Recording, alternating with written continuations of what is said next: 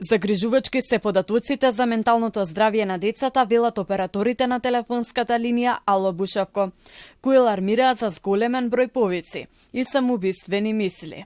Страв, вознемиреност, гнев и загриженост за себе се нечестите причини поради кои децата се јавувале. Според податоците на годишниот извештај, линијата обслужи 208 повици, помагајќи вкупно на 222 деца и млади лица.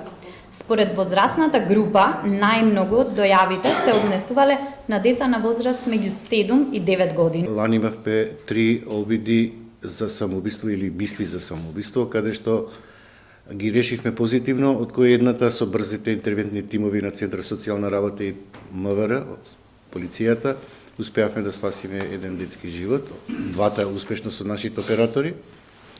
А оваа година бројките говорат дека дојавите се зголемени само за првото тромесечие на 5 случаи плюс. Директорот на првата детска амбасада Меѓаши, Драги Змијанац, остро критикуваше дека институциите не реагираа соодветно, иако биле предупредени за потребата од јасни протоколи за постапување во случаи со самоубиствени мисли.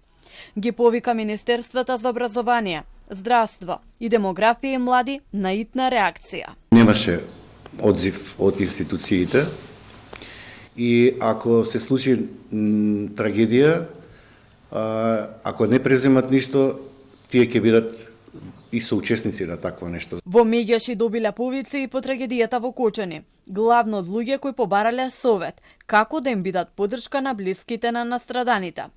Тимот посетил и средно училиште во градот за да даде психосоцијална поддршка. И покрај 3 децении постоење, линијата Ало Бушевко се уште не е дел од мрежата на национални соцлинии, поради како што велат од Меѓаши, системски пречки.